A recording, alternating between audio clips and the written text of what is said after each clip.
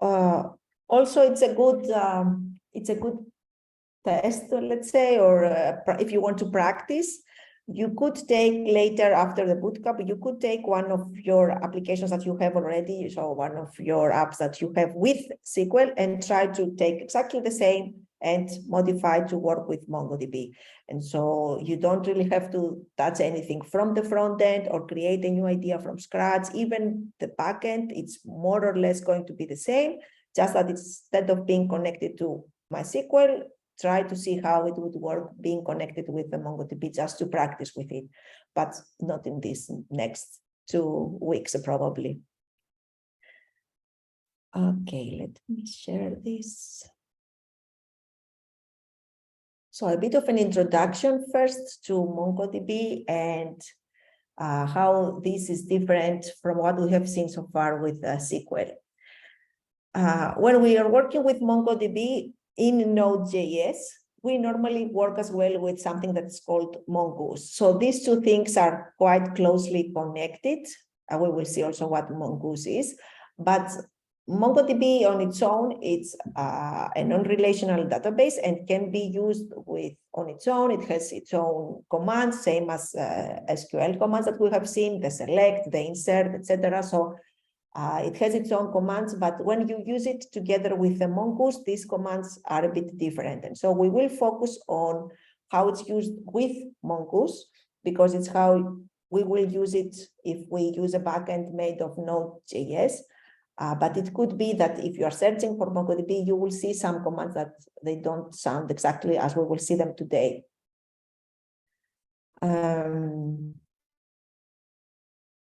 So the MongoDB, it's a database system that organizes data by collections of documents. So the basic thing is that it uses collections of documents, not tables. We have seen with SQL, everything was organized in tables. And then there were relationships between these tables. So how these tables were connected, one from the other, with IDs, foreign keys, etc. So that we have the data separated like this. In non-relational databases like MongoDB, there are not such kinds of such thing as tables.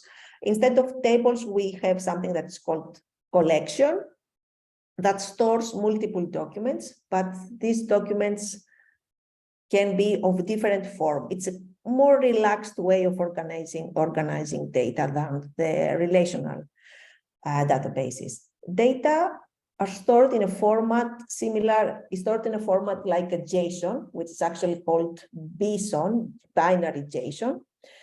And a document, it's equivalent to what a row would be in our table. So if you remember a SQL table, let's say we have something that it's a student's entry, a student's table, and we have the name, first name, last name, which class it's enrolled, grade, maybe, I don't know, the date on which it was enrolled, she was enrolled. So this row, one student, would be one document in our MongoDB, one JSON document that has exactly the same information, a name, last name, but created in a format more of what we were used to when we are seeing a JSON document, kind of an object. And the difference with the SQL is that it's actually schema-less. So originally it doesn't use any schema, it doesn't use any format, it's very relaxed, it's not as strict as SQL. So when we were creating the SQL tables, we had some constraints. And if, let's say, you have a table with a first name, last name, class, and grade, and then you decide that you want to add some other column to this table, so you want to also add the date of enrollment, then you need to update all records, because all records or lines in our SQL table, they have to be uniform, right? So they follow a concrete pattern, a concrete schema. In MongoDB, in this type of databases, we don't really have to have this kind of uniformity in data. It could be that one student has 4 fields, first name, last name, grade, and class, And then I add some other document that has a separate field that it's also date of enrollment. And then maybe I have 2 more documents that they have age as well. So the data, they are not uniform and they are not as strict originally and can be, they don't need to follow a similar structure, have same type of fields, have same type data types.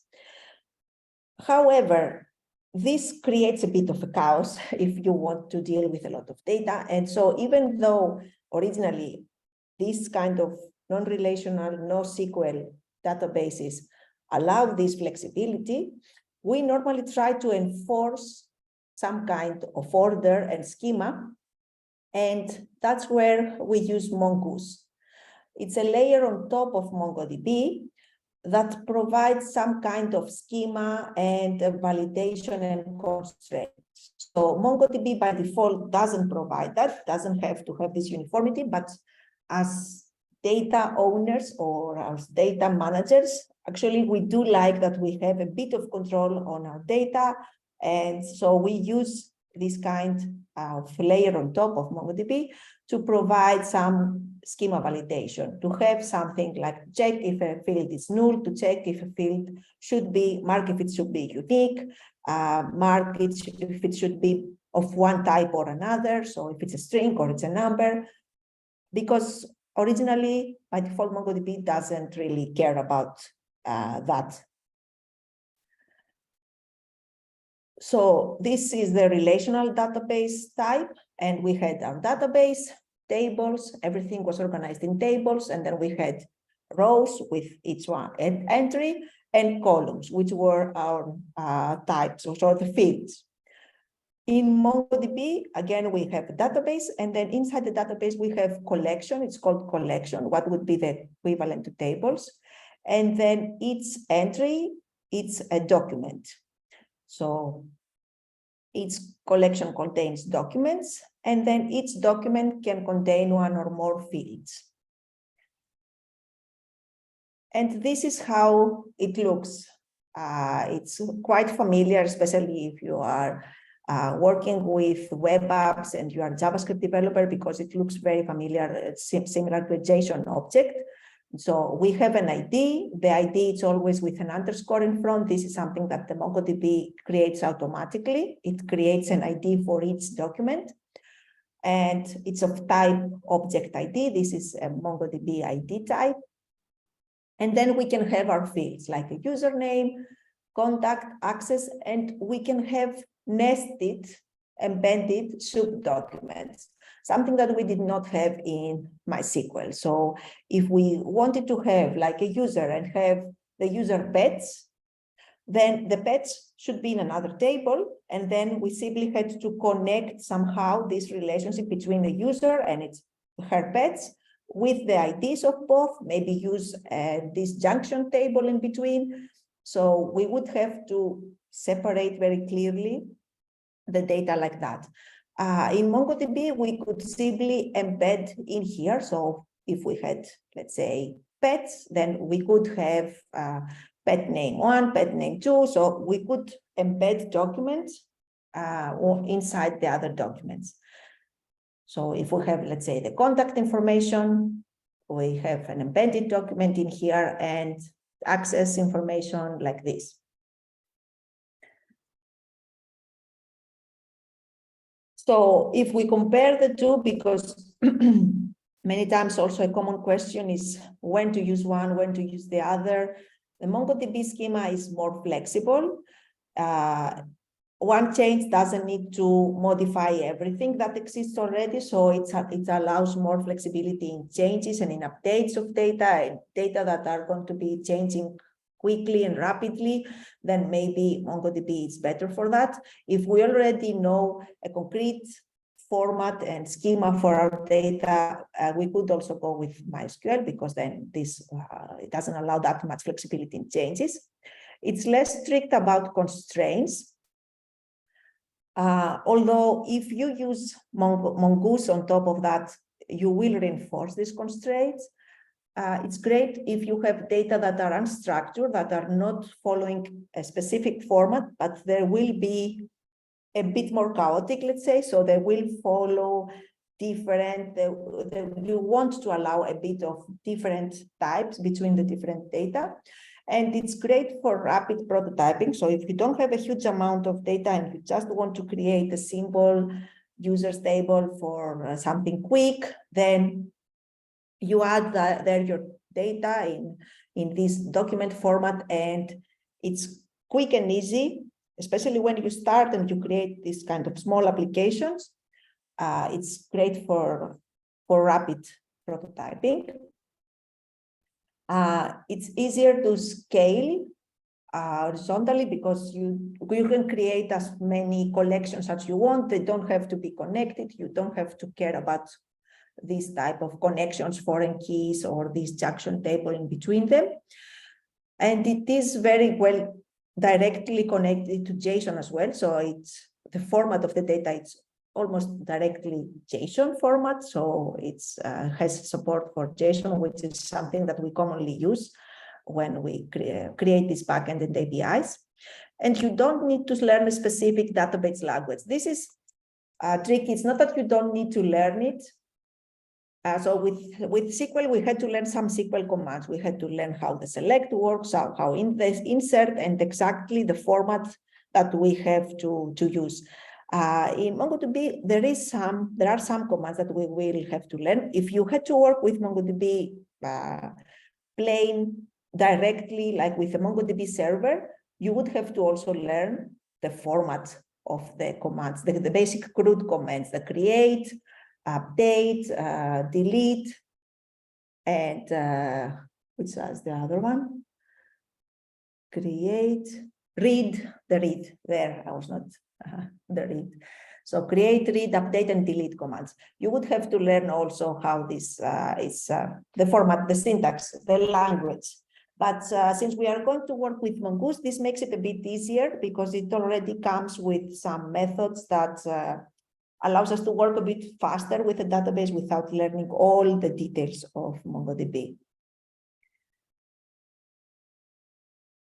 So let's compare a bit the two and see how we would create one thing in SQL that we're more familiar with and the other in the MongoDB using Mongoose.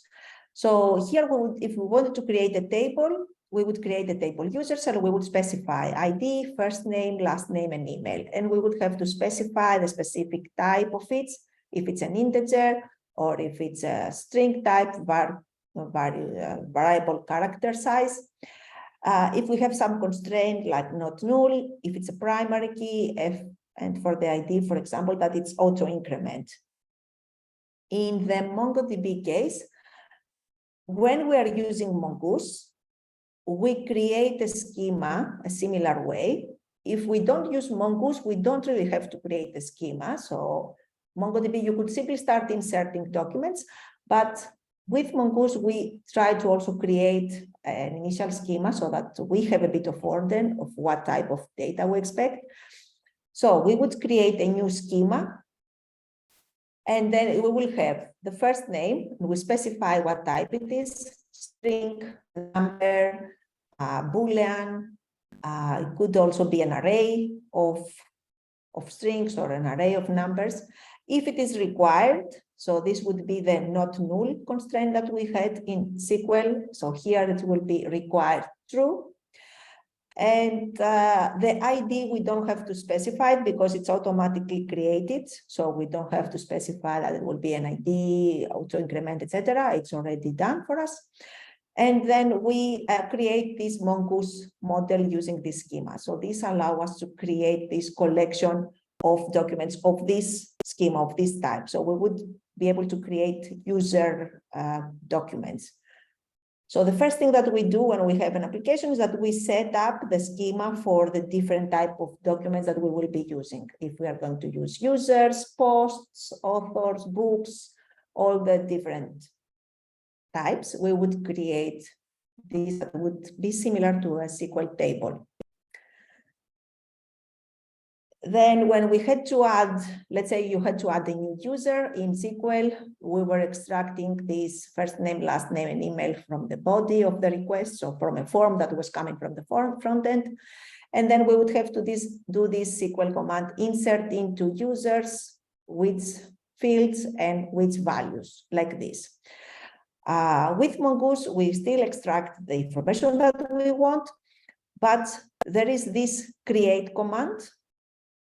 It's quite more simple. So with create, we specify for which schema we want to create a new document. So the user is the schema that we just created here. So user is this Mongoose model of this schema. So with this command, we create a schema of this type.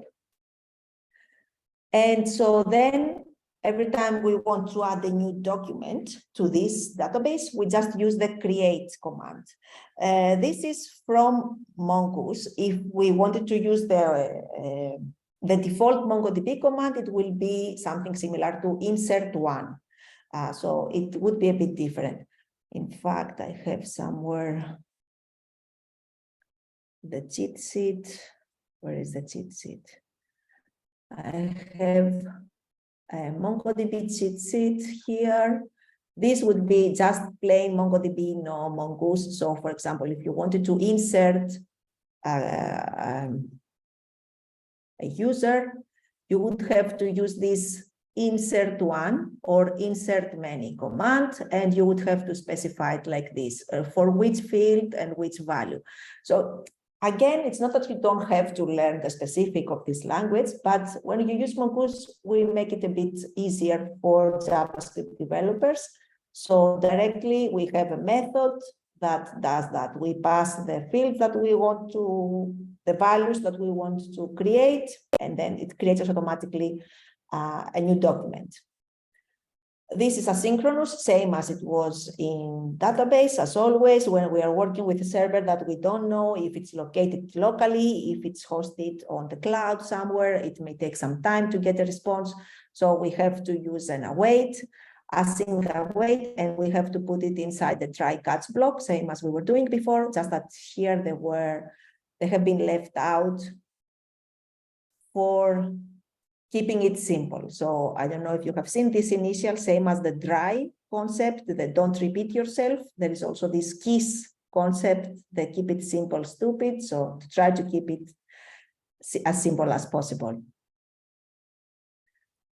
So this would be our insert, the equivalent, it's the create, and like this we would create a document. And then when we want to retrieve users to read, we would use a select in MySQL, where we would specify which field, so select all fields from the users table where some condition.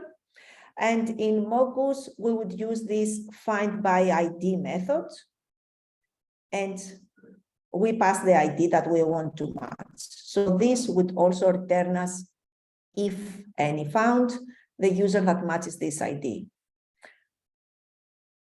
If not, it will return error the same. The rest is the same. So we still have to check if we had something, if we got some data back, or if not, if we got an error. Let me see if this is different here. So here we also have find and find one. The find by ID, for example, it's not one of the original commands from MongoDB. So that's why I say that it depends on what you are looking. You may find that the Mongoose commands are a bit more simplified. They are to use directly in a backend, and that's why they are useful. We will focus on this one. So you can forget about the other cheat sheet. There are many commands there that we don't have to really to remember all of them. Just the simple operations that we normally use. The find, the create, and then if we want to add some more conditions. So for example, when we do a select where we want to select specific things, not everything, and where we want to also use something like order by, etc. So then we can add these things. So we have again the find command. Before we were using a very specific find by ID. If we just want to retrieve by ID, which is the most common case, there is already a method created for that. But if we want to use some more filters, then we use a more generic find, where we pass the condition that we want in between brackets. Here, there is a parenthesis missing. Oh, it's here, okay. So we pass what exactly we want to find. The filter, the condition would go in here in between brackets. Then which fields of the document we want. So if we don't want the whole document and we just want the first name and last name, we could also select first name, last name, sort by last name. This would be the order by, the equivalent to order by. And then always at the end, we use this .exec to say that I have finished, let's say, constructing my command, now execute it. So this is not 100% necessary. Sometimes it works without it as well. Most of the times it works without it, but it may be some cases where you will get some weird errors. So it's preferably that you always add at the end of your mongoose command and .exec to declare specifically that now execute the command. So are these the MongoDB specific MongoDB methods that we can chain similar as we do in JavaScript? You mean These this?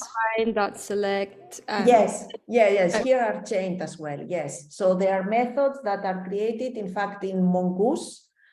And so then they can be chained as well, yes. You could write them in different lines, but the normal thing is that you chain them.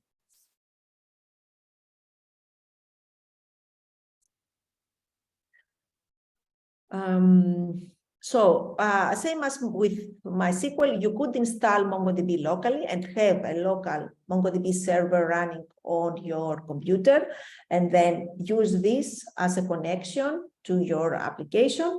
Or you can use this Atlas, which is a cloud-based version of MongoDB. It has a free tier, I don't know how this is pronounced. So for our purposes, it's more than enough. And for avoiding installation, which is always a bit of a headache, for now and just for our purposes, we will use the free one.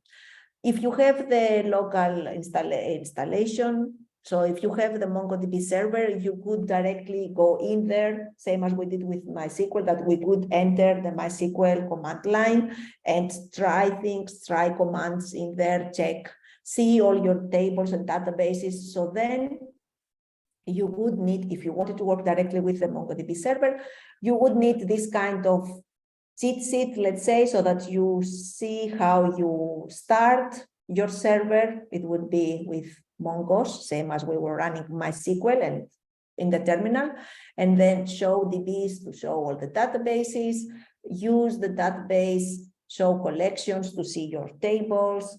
So some commands like this, but since we will be not working on the server directly, but we will have the Atlas and then we will work through the backend, then we will not really use these commands today.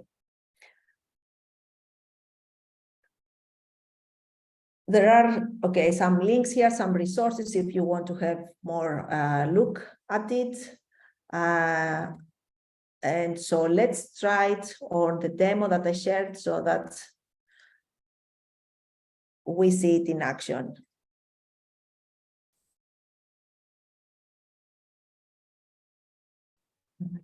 I've changed this file name. Now it's this one.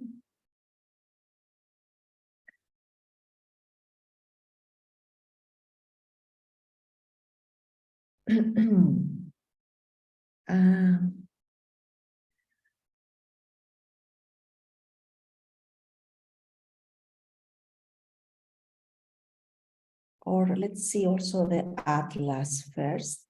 MongoDB Atlas.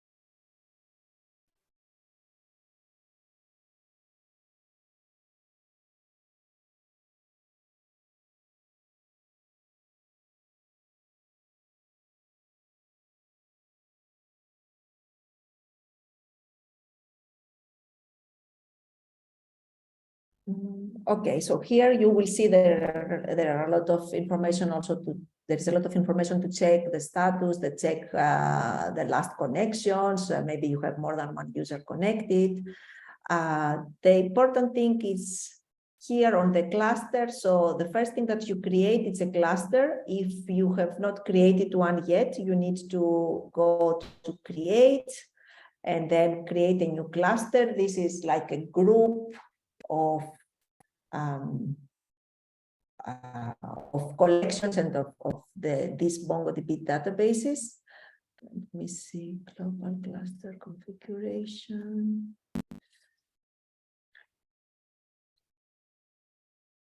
I think it's the dedicated. Once you start, it's normally shared and exploring basically. For production, no, we don't need dedicated. This is, I think this is paid. We have to take the free one. This one is the free one. I think serverless, is it free? It's also free. For application development and testing or workloads with variable minimum configuration. This can also do. Serverless continuous back. Serverless. Oh no, this one is not free. So shared, this should be the shared cluster. The one that is free forever. Yeah, this one. It's because this menu is different now because I have already created one cluster in my case. And so it was looking a bit different once you the first one you create, it's when you just log into Atlas DB. So it's the shared one that it's free. And then you can choose here the cloud provider. It doesn't really make much difference. You can choose any.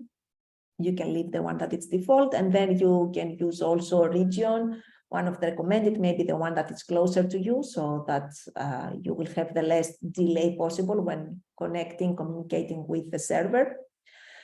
Then you have some information here that you don't really need to modify for storage and settings and cluster name, and then create cluster, and you will have the cluster created.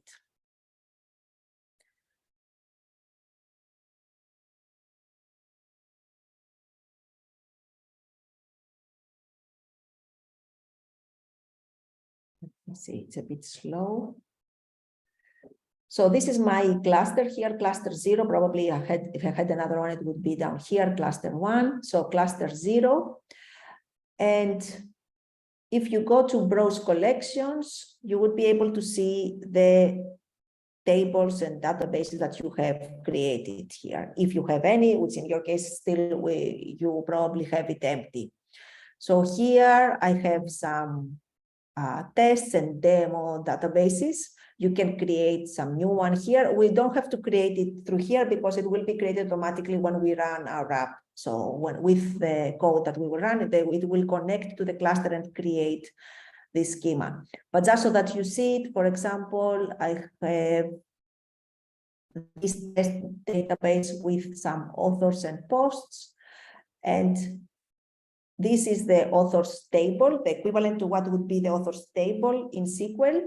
And in here, each one of the documents, it's equivalent to one entry in the authors table. So I have this first object that's John, last name, email, and it has also an array included that links to some posts. So this one links to some posts of that table. And so here there is another author. So the format is like this. It looks like a JSON document. So in order to use this in the app, in our app, same as we did with MySQL, we have a .env file. And in our .env file in SQL, we had to create the database that we would use, username, password, and the host, the server. Instead, in our case, in this app, we just need one line, MongoDB server. I think the .env file is already included also in the code that I shared with you. You just need to change this whole link with a link that you will get from your Atlas account. So how do we get this link? First, we go, let me check if it's here, database access. You go here to database access and you create a user. This way you will have like a simple user that you can create. It's not a user that is like the admin that controls all the Atlas connection. It's just a user that will have specific, you can declare which specific rights it has for specific collections if you don't want it to be for everything. So this is to make sure that you will have something, because in here we have to put the username and the password. So if, for example, you connected to Atlas with your email and with your email password, maybe you don't want to use that same user and have the password and email in here. You want to create some kind of dummy user to have it to connect to this database. So you can create a new database user with password and just add the username and some password 1, 2, 3, 4, and then you just simply add user.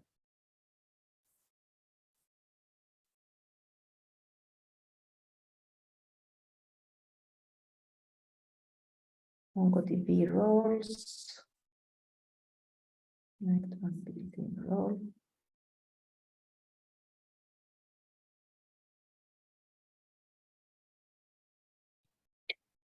I'm still Can you check struggling. if you're already having, sorry, yes, tell me. I'm struggling to locate how to create a cluster. For some reason, it's not showing up. Is it just on database and it should? Let me check. So on database, it's a bit slow today, the server. I will try to create a new one. Shared. Create.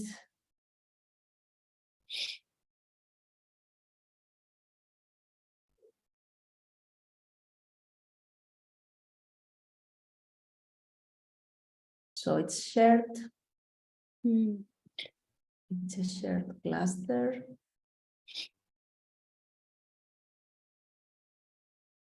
And Weirdly. I leave this.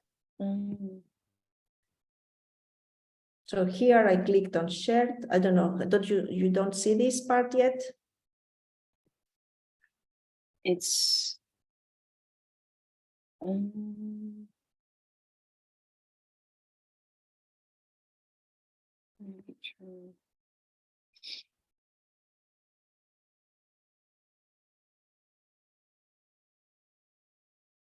So click on share, click one of the cloud providers. I leave the Amazon, and then maybe, I don't know, Paris or Frankfurt could be closer to me right now. So I take this one and I leave that as it is and create cluster.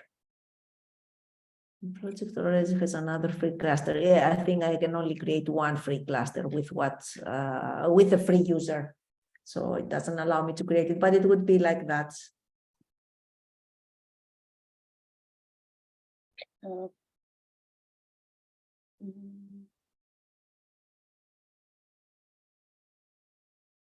So when you first log in, so you first create a MongoDB Atlas user and you log in, I think the first thing that also pops up is to create a cluster.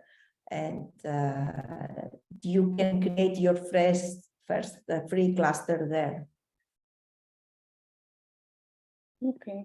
Then they're asking for maybe skip the security setup. Not really sure. Yeah, I'll sort.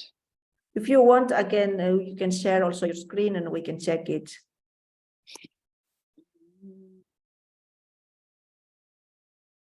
Just refreshing.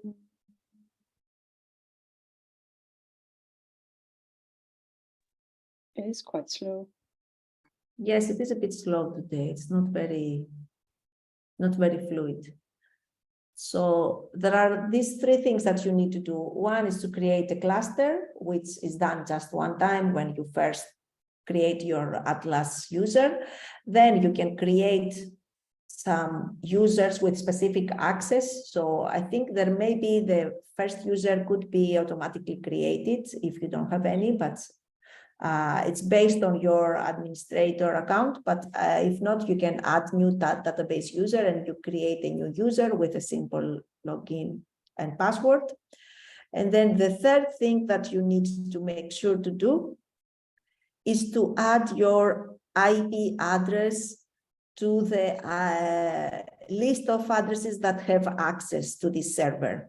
Because if not, it will not allow you to connect from your local PC to here. So in my case, I have added before some address, but my address changes every day, right? Because you know our addresses when we are connected with the internet are not fixed, are not public addresses. They are addresses that each day we get a different one from our provider. So every time I want to connect, I actually have to go here and add current IP address. And then this will add my current IP address from where I am now connected to this list of addresses that are permitted and allowed so that you can connect.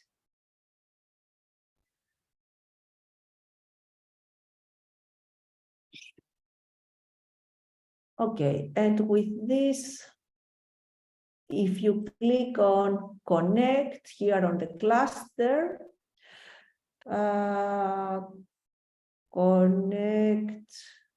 connect your application, you get this link, which is the one that you need to copy and replace here on the .env file. It's the one where it says username that you have to replace with the username of the user that you have created, password you have to replace with the password of the user that you have created, and you can add this link here, and then you have it connected. You will be able to connect to the Atlas server.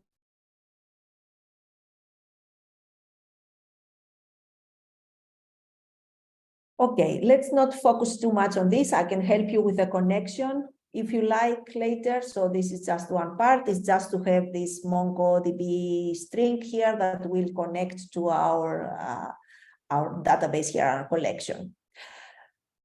So let's see what other changes we have. This is an app with just a backend app, and we will test it with Postman. So I didn't bother doing the front end in this, and it creates two types of documents, two collections, one for people, for users, and one for animals. And then each user can have one of the animals as a pet. So we have two types of users, of collections, and also two types of routes, the users and the animals. The rest of the server is as we had it so far, just that we need to connect to MongoDB server. You know, with database, with MySQL, when we were using MySQL so far, we did not have to deal a lot with connection because it was done in the helper file that you always were, you know, copying from our previous projects. You were copying a helper file, and this helper file did the connection to the database by using the information that we passed on the .env file. Here, if we want to connect to the Mongo server, first, of course, we need to require and include Mongoose. So this will be the one that we will use for connecting to MongoDB. And then we use this Mongoose connect, and we pass this information, which is the one that we get from the .env, which is the string of the server where we want to connect to. And this is an asynchronous method, so it returns a promise, and we will catch it with a then and catch. If it's correct and we manage to connect correctly to the database, then we will just console log connect it, and if not, we will console log an error. But with just this line, Mongoose connect, and the server information that we have on the env file, you connect to the database. so that you are able to use it. This is also some configuration that you need to set in advance, like the strict query true or false. This is not really important.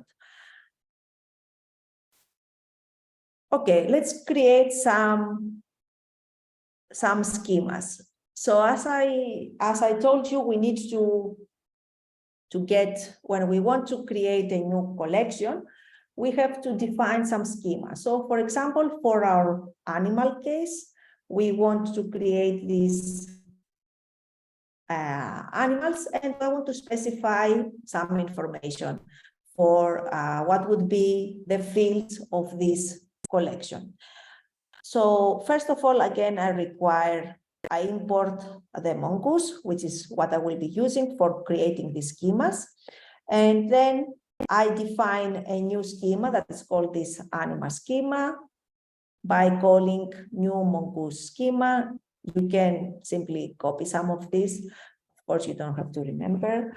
And so here I'm going to specify what my animals documents will look like. So first, they will have a name, and they will have a name of type string.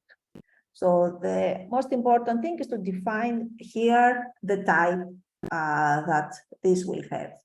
So the name will be of type string, then they will have a species, which is also going to be of type string, and they will have a number of lengths, which is going to be of type number. Okay, so with just this, I could have my schema created. I don't really need to add more constraints, but I will add now some more constraints after that. But like this, I created this simple schema. And now I use this mongoose model command to export this model so that we can use it later to create with our commands, to use the .create, .find, .delete, so that we add and read and remove from documents of this type.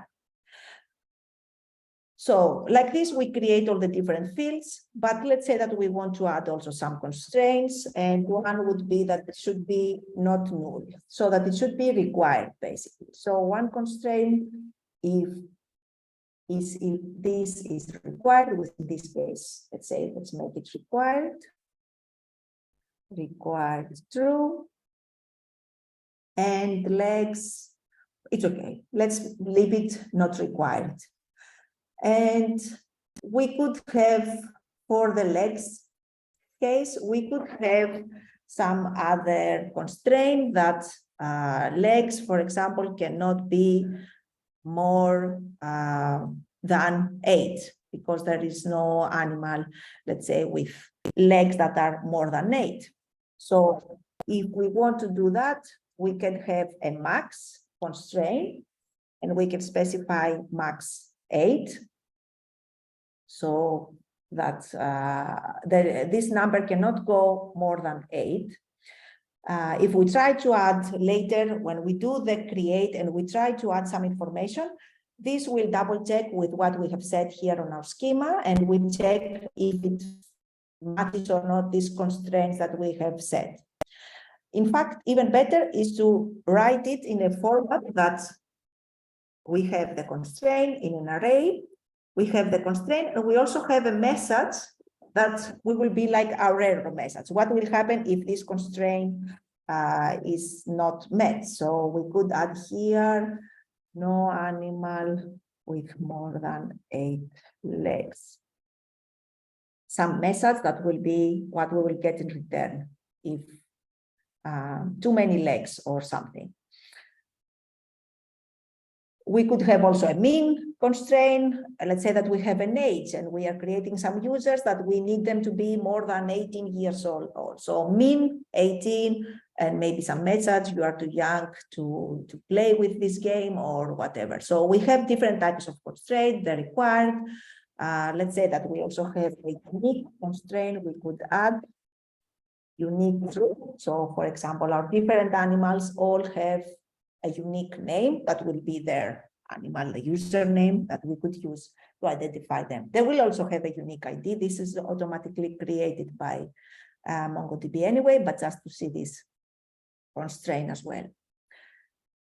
So with this, I have my schema, and I can export this schema that I can then import when I'm creating my routes. So if I come here on the animals routes, I will actually open it here.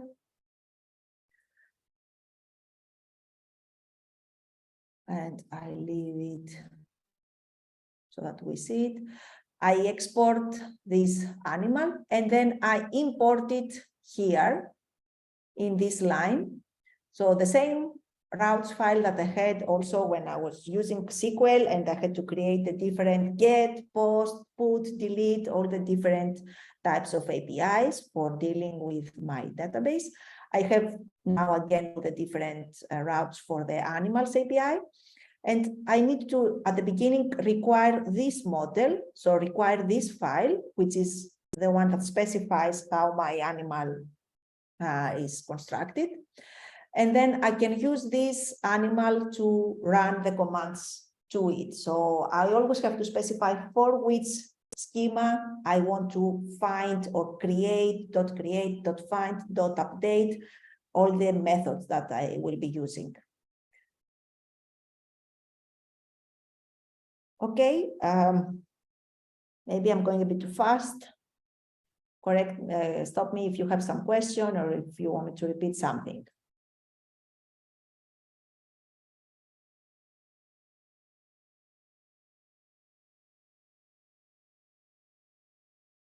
Okay, so I have this schema and I have my animals routes, and let's create some of them.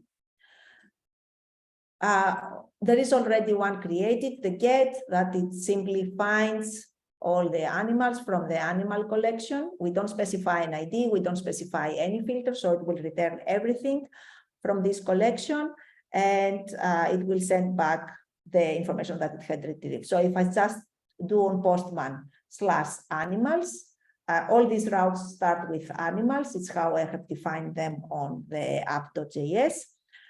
So here on the app.js, we have these routes that they start with animals. And so when I go to Postman and try to run it, I should get all animals. Of course, now I have not really included any animal yet. I could go manually in my server and add some information, but I already have a file like the init SQL file that we were using. I have this file that you also have if you download the code, this seed file, which connects to the database. So when I run this file, I will be running this file first thing when I start the application. So as the migrate that we were running, I'm going to run this file that will fill the database with some initial data so that I have some data to show. So what this file does is that it gets these models that I have created, the animal model and the user model, and then it connects to Mongoose, same as we have seen before, mongoose.connect, and connects to this server, the Atlas server, and drops any collections if they already exist so that it creates them from start, and then it creates the animals and the user collection. And for that, it uses the .create command that we will also see later to create this animal with name, species, legs, and then create this user, John, that has as a pet the animal that I just created. So we will see the users later. I just wanted to show the animals first and try that on Postman and then go to the users. But when we will run this seed file, it will populate our database with some first animals to have, and so that when we do the get, that we will be able to get some of them. Okay, so let me open the terminal. So if you see the README file, also you get the installation that you can see. You can use the Atlas, and then you have to go to the .env and replace this string on the MongoDB server with your Atlas Connect string. And then if we want to run it, we have to first npm install. and have the end file, and then run npm run migrate, which will run the seed file. It's connecting, trying to connect to Atlas, and then it will add these documents there. Drop existing collections, create animal and users, and close database. So now if I go here to my Atlas to browse collections,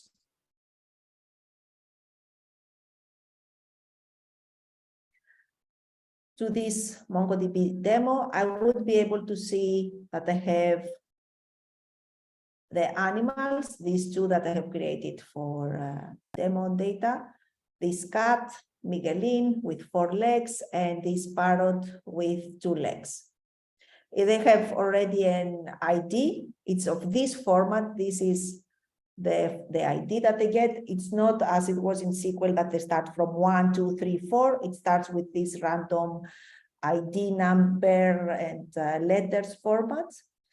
And that's the 2 documents that I have created inside this collection. And it also created 2 users.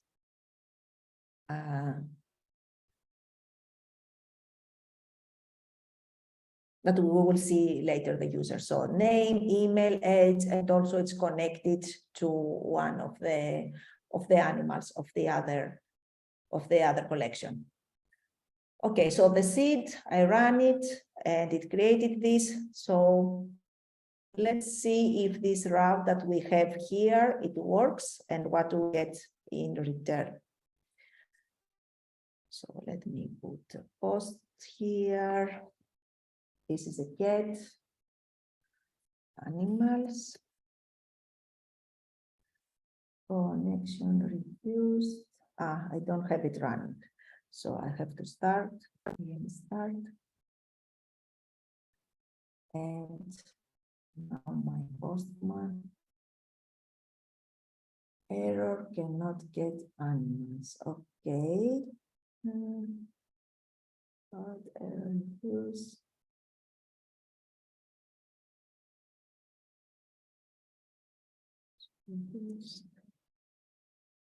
Connection refused.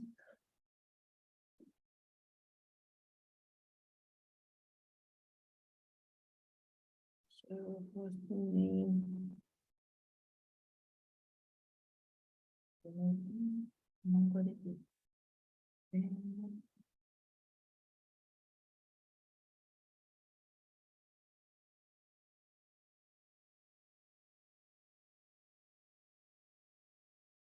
Master.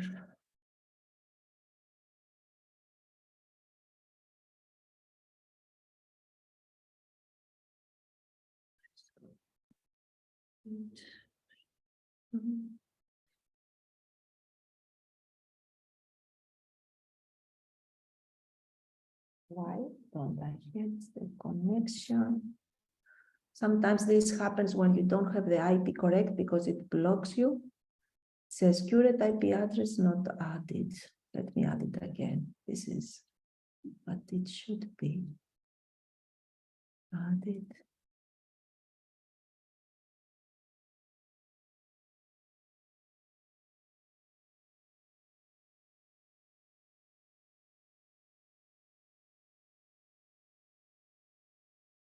Let me try and run it again.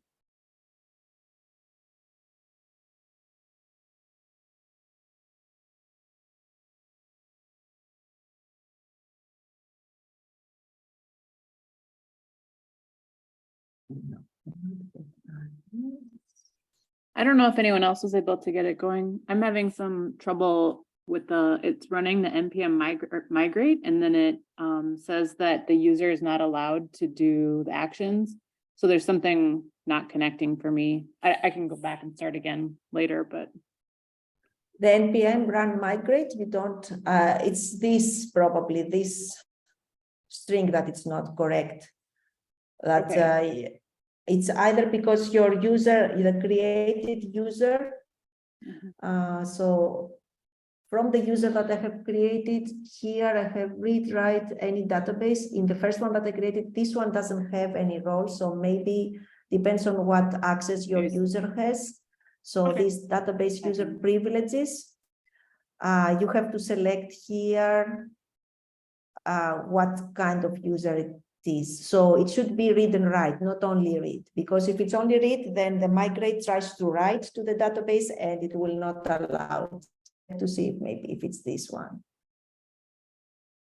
So this one I Okay, I created can the look up. dummy one. It should be also like this, date user, read, write. But it's weird that now it doesn't allow me to connect. Let me take again the cluster information.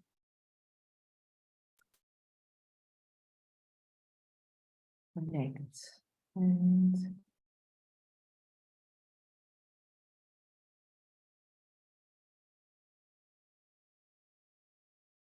where's the .n? So should be Anna. Or I think it's exactly the same, just that it doesn't have the collection name. That fixed it when I changed the user. Okay, Permission. so at least you could run the migrate, right? Yep, it seems to be working now. Yeah. And can you double check on Atlas, on browse collections, if you have the two Yeah. collections, the animals and the users created?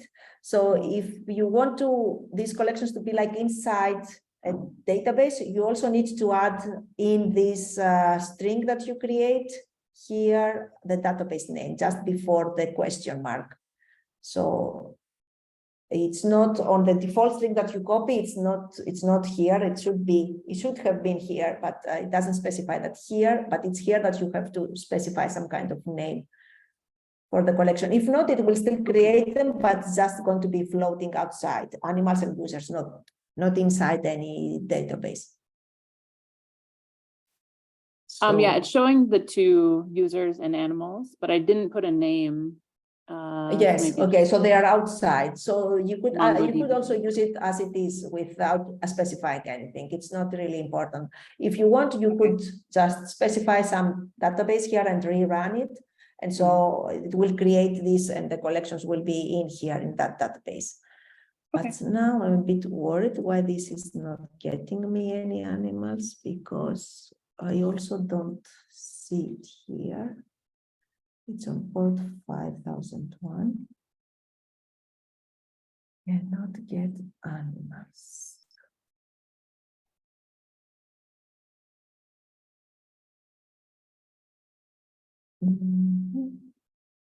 Okay, let me try to fill this, because I removed some things to make it a bit simpler so that we fill it together, let's say, but at least let me try to copy some more routes and I will check it again and see. So that's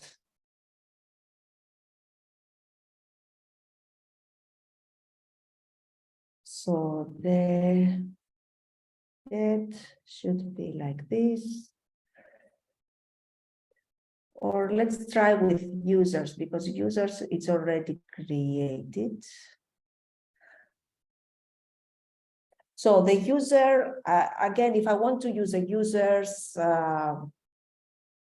collections, I need to create a user model. Same as I did with the animal, that I create this animal schema and I specified name, species, legs. With user, I would have to do the same. I would have to create a schema with name, email, maybe again, some constraints like required, unique, minimum length. Also, you can have like some minimum length if it is a string, same as we did with MySQL, that we were specifying how many characters, age of type number. And here I have again a validator, similar as we had with legs, just that it's a different format. We can also write it like this, so that instead of writing it with a min and a message, as we did with age, you can also write it like this. So validate, check if the age should be bigger than 18, and if not, this is the message that you would get if you try to create.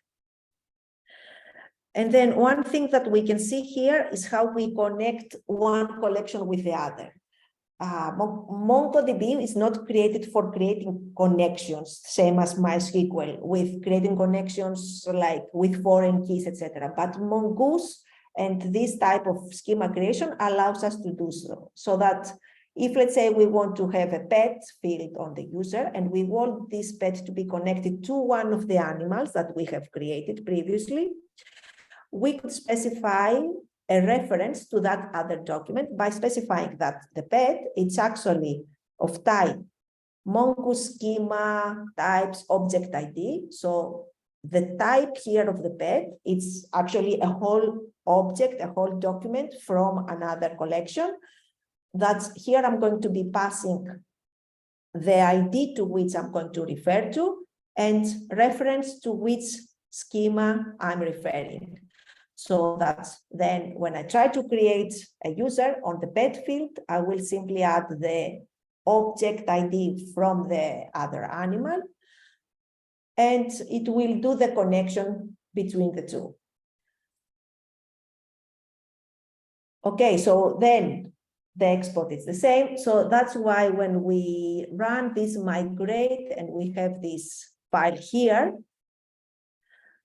I created an animal first, but then from this animal, I saved the animal that it was created to some variable.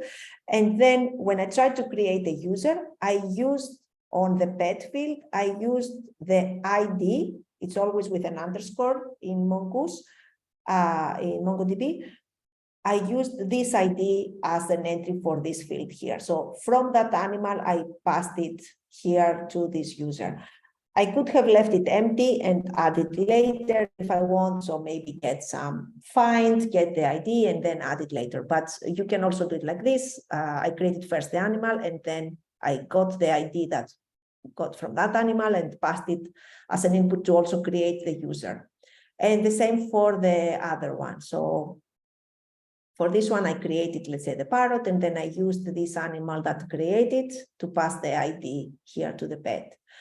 And that's why in my collections, if I go to users,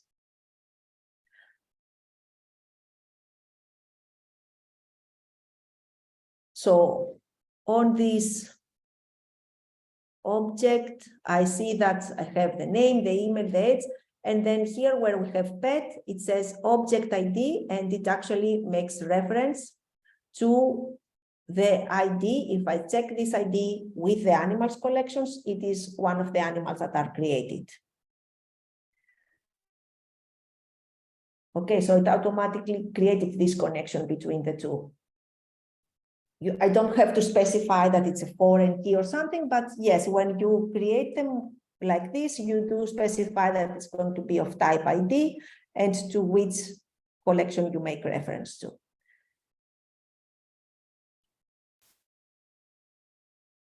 And then the users, it is also already created, and we can specify find and get a simple user. And I'm not very hopeful because for some reason it's not working. I was saying animals. No one saw this. It's animals. Yes, okay.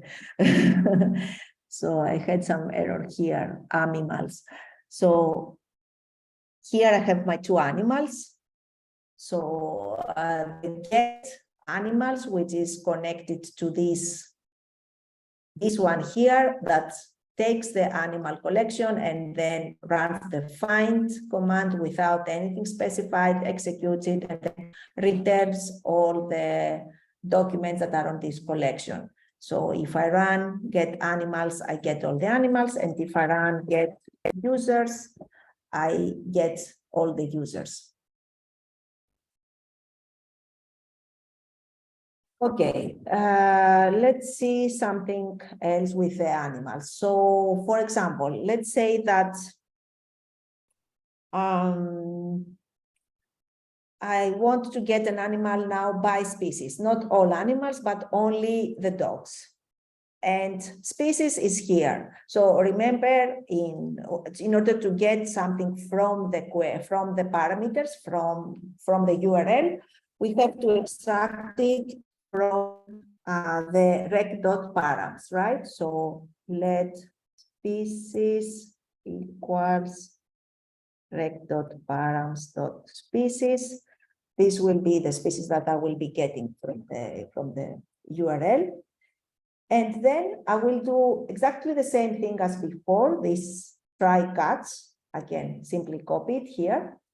Just that instead of getting everything, so instead of having a general find, I will have a find with some conditions. So I have to open the curly brackets and specify that the condition is that the species field matches the species that I have here. Okay, this is the species field from the schema. This is this variable here. So species, I don't know, if you want, I can put a different name so that it doesn't confuse you. But I think now, by now, you are used to that. Okay, so this is the condition that it has to match. So then when I run get animals and I put /dog, I should be getting nothing because I don't have any dog actually. So I get an empty array because I only have a cat and a parrot created right now. But if I put cat, I should get my only animal that matches this condition, that is this cat. And if I write parrot, then I should get my parrot. And if I write snake, I again should not take anything because it doesn't match my condition. Okay, so it's exactly the same, but you specify some specific condition now to find some animals that matches something. And if you wanted to get an animal by its ID, we could have exactly the same route. Instead of species, we would have ID.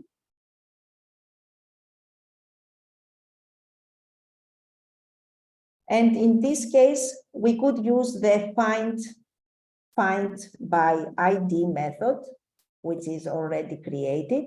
So that's then we directly pass here the ID. And it should give us this animal that matches this condition. The find by ID is a simplified version of this. So it's finding where ID equals to the ID that I'm passing, but it's already created because it's very common that you try to find something by ID. So here, let me get the ID from somewhere. So I'm going to copy this. And so instead of animals cat, I'm going to pass this ID. And find by ID, the ID, rec.params ID. Did I get this correctly? I think so. Let's put again parrot.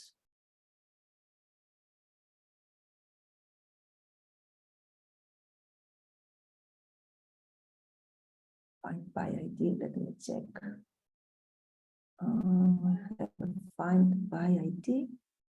Do I write it correctly? Yes, find by ID.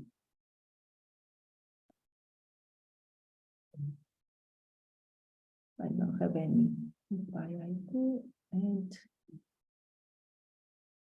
the ID. Why doesn't it give me the animal? Find by ID. Sometimes it's just some. Because here on the user is working. Params ID.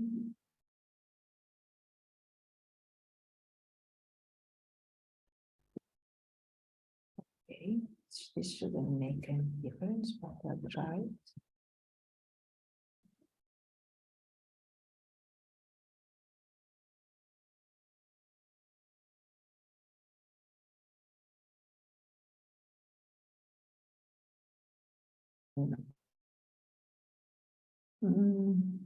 No, so it doesn't like this find by ID here and animal.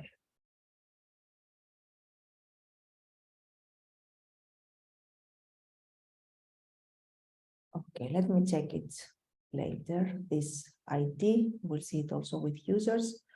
So here with the find, we can specify the condition, and we could also specify and chain it, as we were saying, something else. So for example, how many, I will do the first one, how many animals we want to get. So limit, I only have 2 now, so but I will run this generic one and limit to 1 so that you will see that we will get just 1. So here we can also specify some things like the limit of how many results we want. If we want 2 or 3 or 1 or 10, we can have here some other conditions as well. So if I run gets animals, and now I have the limit there, it gives me just the first one, just 1, because I have added this limit.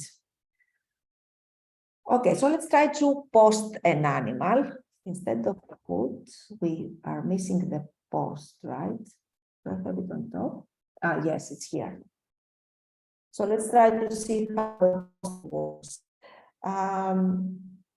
We imagine that we will be getting from the front end, from somewhere, from a form, from the body, a name, a species, and legs information.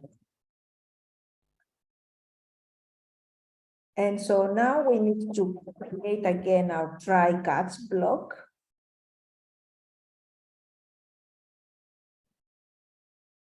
I will copy this same message here. And in this case, we will be using, instead of find,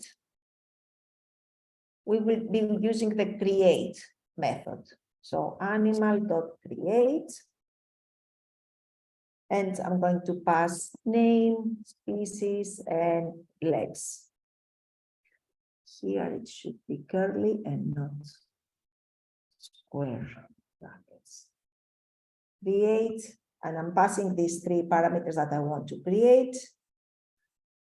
And rest.send animal, so that the animal that is created is automatically also returned, and I can show you the new animal that is created. So let's try this. In this case, it will be a post, and I will have a body with a name, species, and legs. And let's create this dog, name, species, and legs, and send. And it has already, it's created and returned this new animal. So now if I try to get all the animals, I should see all 3 of them. Let me see if I have the limit. I'll remove the limit for now so that I check all the animals. The connection is a bit slow with MongoDB Atlas today, but okay, so now I have these 3 animals with the new animal that I have just added. What happens if I try to post an animal that breaks some of the conditions that I have? So for example, with 12 legs instead of 4. So when I try to do this, I get an error. It doesn't allow me to create this because it failed the validation here, this validation, the max, and it sends me also the message that I have. No animal with more than 8 legs allowed. Or what other condition do I have? I have the condition that the name should be unique. So let's say I try to create as well a parrot named Edu. It should give me some error, duplicated key name Edu. Here I did not specify any concrete error message, so I don't get as a nice message as I got in the previous validation, but I still get an error. It doesn't allow me to create this because it's required to be unique. Or what happens if I don't add any species, then it will still give me some thing that this is required. So these validations work to help us make sure that the data that we try to put inside our collection is correct, in the correct format. Okay, and let's try to delete as well one of them. So to delete this animal, for this, we get the ID from the parameters as well as before. And then we have our try catch. Let me copy a try catch from somewhere.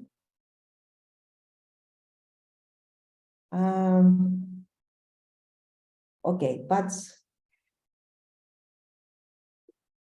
now for that, for trying to deleting something, the command that we are using when we are using MongoDB is the find by ID and delete. So it's called like this. So we have our animal and it's find by ID and delete. So it's all this thing, and you pass the ID, find by ID and delete if I don't have any mistake. So this will try to find an animal with this ID that you specified, and then it will try to delete it. So if there was an animal found, then maybe we could set the message like message animal deleted. Else, we should set something saying that there was no such animal found. Status sent error.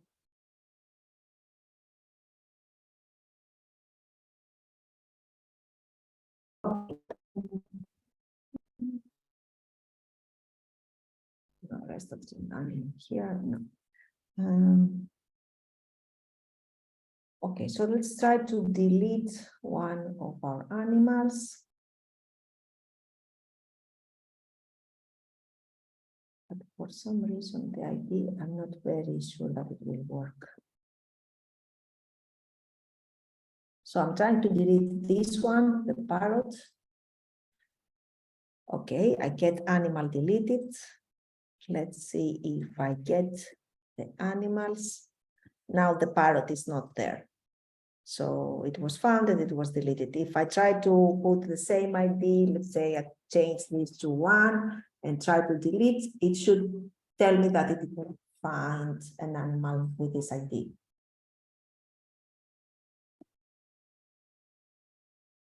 Okay, let's leave the update for now. So these are some basic operations just to give you an idea of how it would work. I don't know if it sounds more complex or less complex than the MySQL.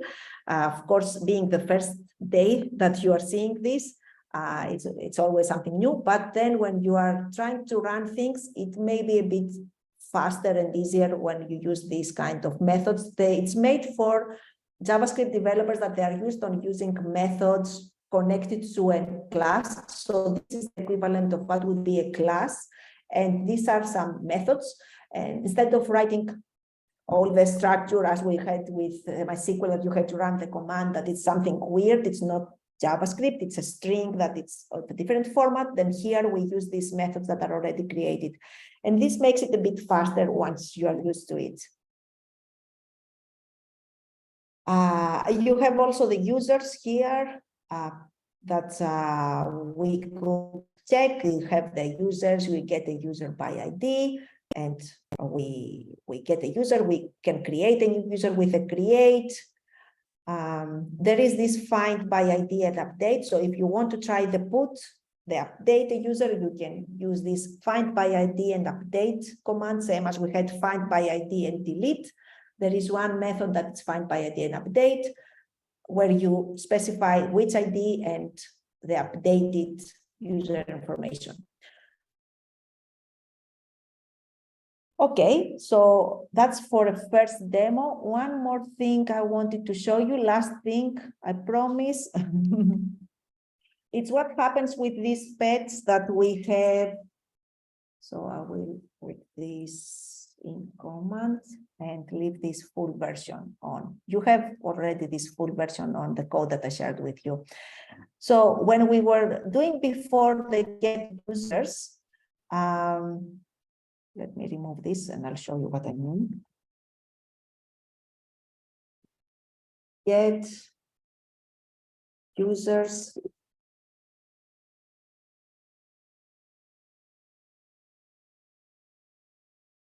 get users.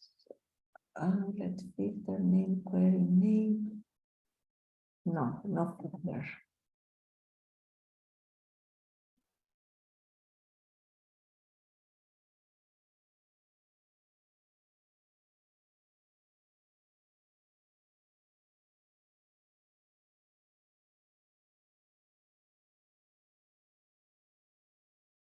Okay, so when we got the users before, we get this pet part that just shows an ID. This is not very helpful. So if I wanted to send this to the front end somewhere, it's not very helpful that I just simply set the ID here of the pet.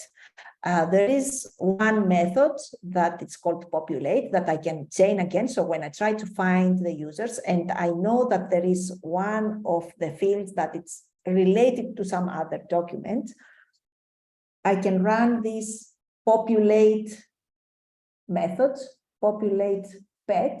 So the pet field, what I'm asking now is that it creates already the connection, gets the information from the pet collection and inserts it in the user document that it's going to be created.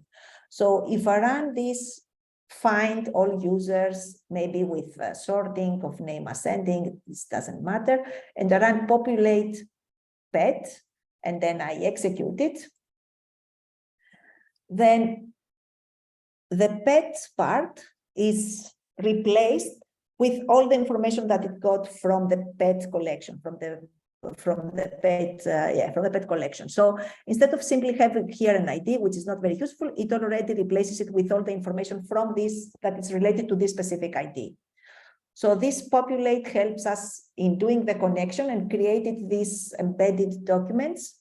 Maria, now it's null because I think I have just deleted her parrot before, but this is how this populate works. So it replaces something that is connected to another collection with the data from that collection. Okay, yes, so questions.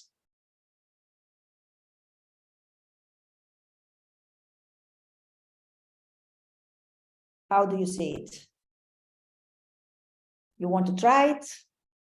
I think it seems nicer that once you get a hang of it, nicer than SQL with all like the commands and all the little tiny details. This is like find and delete. Yay! Yes, I think the most complicated part with this demo is to set up the connection with the Atlas.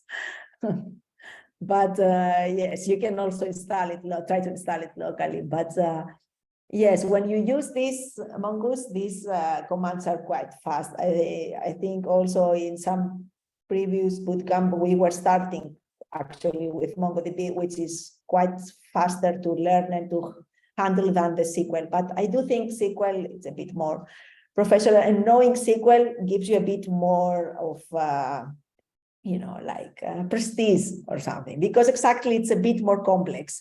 And so it's good that you have learned to manage SQL first, and then it's easier to pass to something that is easier. SQL is still more popular with companies, I think, but maybe some newer ones or startups or ones that they are not really so much into lots amounts of data, they do go with MongoDB because it's so much easier to set up and to maintain than the SQL. So it can be that you will find both things.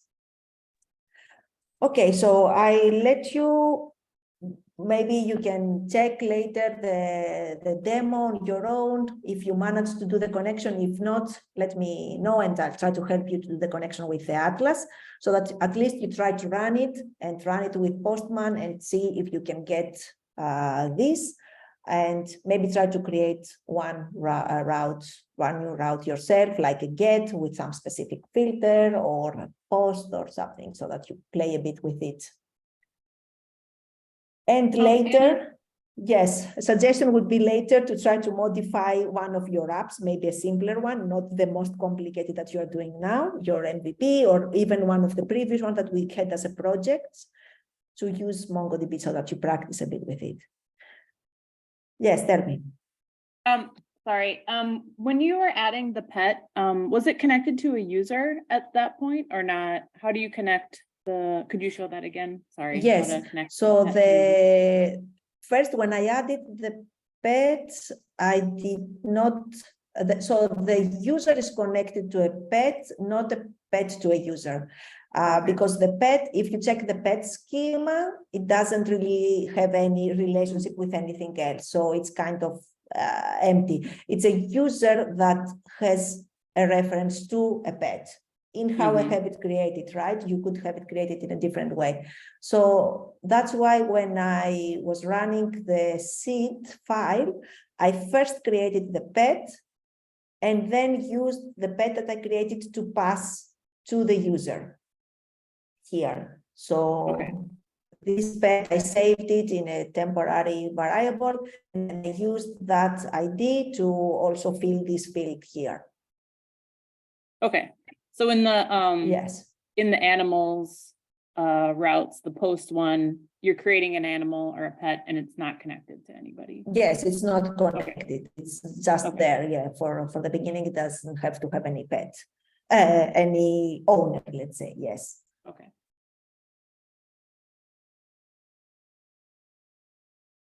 And another thing would be also that here on the animals.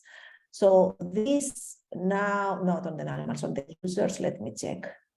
So what I also say here as a comment, we have just one pet here so that it's one object, but Mongoose allows us also to create arrays so that, for example, pet could be an array of pets. So it could already, we could have here an array of objects. And if we do it like that, then we could add more than one. And when we populate, we will see all the pets that are under this user. So we could have arrays as well used in any of the fields. It doesn't have to be just one object, one type.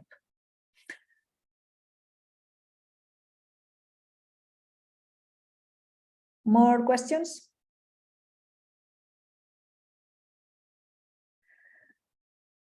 Okay, let me stop.